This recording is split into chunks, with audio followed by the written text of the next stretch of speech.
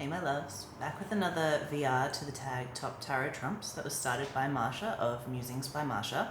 If you've been following the tag, you know that Marsha's video this time is Justice, as card number 8. There was a little bit of a poll and some votes taken as to whether to do Strength or Justice for 8, and Justice is 1, and I've decided to challenge myself and make my video also be Justice this time.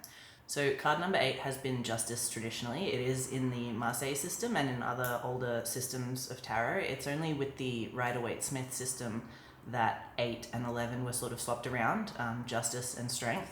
So most of the decks that I own have Strength as card number 8, and what I wanted to do today is set myself a little challenge just to see which decks I could actually find a Justice that was card number 8. So while I have many lovely Justice cards in my collection that are numbered 11, I wanted to set myself a little task, a little challenge, and see if I could find number 8s that are Justice. So I'm going to show my favorite 8 Justices. So just for illustration purposes, I have got the Justice card here from the Rider-Waite-Smith deck. Obviously this is an 11, not an 8, but I actually don't own a Marseille deck, like a traditional Marseille deck, to use for the example of Justice in this video. So we're going to make do. So the first of my favorite Justices is from the Renaissance Tarot by Brian Williams. And this card shows Athena to represent justice. So we still have some of the same symbology used. We have the sword and the scales, just like we do on most Justices. We also have the owl in the top corner there, which is an animal that's associated with this goddess. So it's an interesting choice to have chosen Athena over Themis for this card, but what the author of this deck says is that they chose Athena because she's the goddess of rational thought and the defender of just causes, and also because she represents prudence. So this is bringing in the idea of the 4 cardinal virtues. The others are strength, justice, and temperance, which all obviously have their own cards in the tarot, but prudence does not, this author points out. So they wanted to sort of incorporate prudence into justice as well, so that all 4 of those virtues are represented, and they've chosen to do that by using Athena. So I think that's like a really interesting and sort of thought-provoking choice. And I do think it's a fair choice for this card as well. I think of Athena as really corresponding to the air element, which is also what this card, Justice, corresponds to. When we think of the air element, we think of like scholastic and mental pursuits, critical thought, evaluation, and that's the same sort of things that Athena represents. So where Themis represents a sort of natural law, which I'll talk about a little bit more later on, Athena really represents the creation and the structure and the law of societies and of humans in a group together, and the kind of laws that we impose on each other. And so I just think that's, I think that's a very apt take on justice. I actually have a law degree, and during that study, I found assistance from both, really, at different points, Athena and Themis. So the ideas of justice, balance, fairness, cycles are represented in both types of law. It's just about whether we're thinking about natural law or human law. And so on that very topic, I didn't want to show Athena and not show Themis. This is from the Greek mythology reading cards. This deck uses all existing artworks, and interestingly, they've chosen to use an artwork that's not specifically of Themis on this card. This is a artwork that depicts the Oracle of Delphi. And according to the guidebook, that's because Themis was able to communicate through oracles and divination to ensure that her work of keeping the world in a natural balance was done.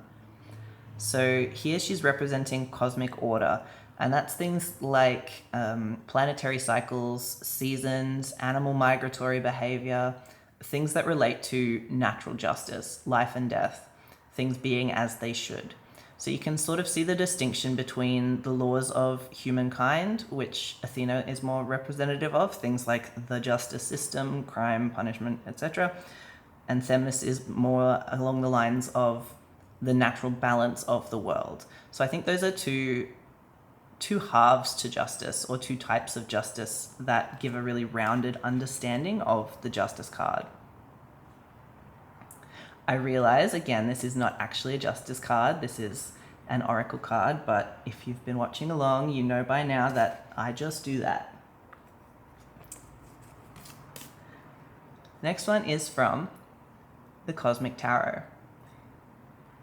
And I quite like, in the guidebook for this one, they describe the lady as kind but severe, which I just love. I think that definitely describes this lady's face. Justice is associated with the sign of Libra, astrologically, and I don't know if I've said it yet, but I do love my Libras. I read once that Scorpio Sun and Libra Sun are a good match, and so far I find that to be correct. So this card makes me think of those sort of level-headed Libras in my life, and that description is very accurate. So I love the art on this card. I like the colors that it's used. It's really evoking that like air element feeling. I also really like the way that the face is drawn. It's said that a lot of the people in this deck are based on celebrities, and I can't remember who this particular card is said to be based on. I think it might have been Greta Garbo. Either way, I definitely think kind but severe is a good description there. I love how we have the different representations of balance on this card. We have natural law in the day and night, sun and moon, yin and yang, the birds, the representation of the earth and the sky and the cosmos. We also have some symbols of human law, so the scales, the crown, and even this tower that's kind of almost fading into the background. I think the tower is an interesting choice actually, because it's almost part of her head, and it's as though this light is streaming through. So there's lots of ways that you could kind of look at that and interpret it. So I think that's really fascinating imagery.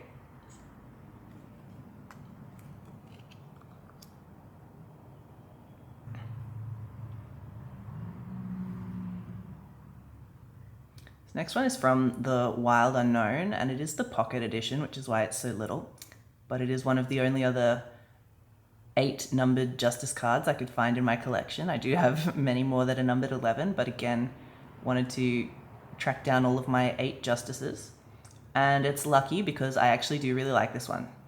So we have 2 cats and a globe and a sword, so we still have the sword as we normally do in justice cards. With the guidebook that accompanies this deck, the author talks about needing to make a choice, which is not something that I think we always associate with justice, but it emphasizes how all of your choices impact your life and the lives of those around you, and how we can't run from divine justice or karma.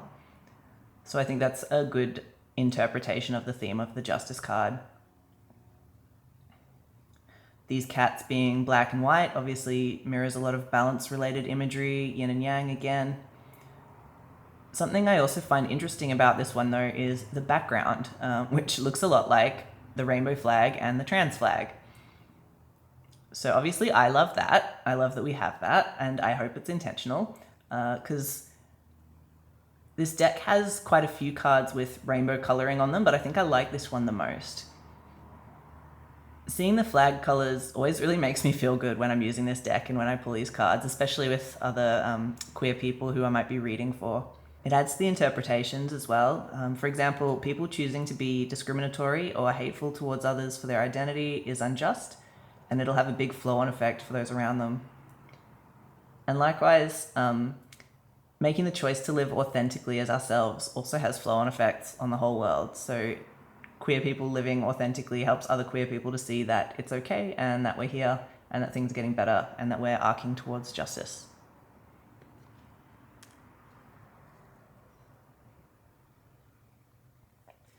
For my final choice today, I am breaking my rule because I've officially run out of 8 numbered justice cards. So here is an 11 justice. But I wanted to show this one because I thought it was especially interesting how this could almost be a couple of different major arcana cards. So here we obviously have half brain, half heart, this kind of idea of balance again, which is very justicey, but it's also a little bit temperance, a little bit chariot even. So I think it's just a unique choice of imagery that this artist has done. This is from the Modern Tarot Reader by Goodchild. I really appreciate this one in an aesthetic sense. Also the flowers surrounding it. Everything about this card is just really quite beautifully illustrated.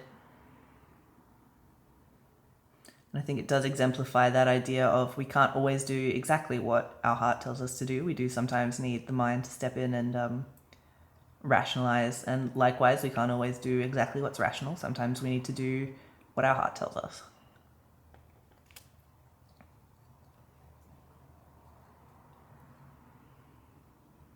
So those were my 5 choices for the Justice card. Thank you once again to Marsha for starting the tag. I'm learning so much every single fortnight about each major arcana card. Enjoying seeing all the updates from all the different channels that are taking part. Thank you to everyone that has been following along. If you're new here, do subscribe, and I will see you in the next one. Bye.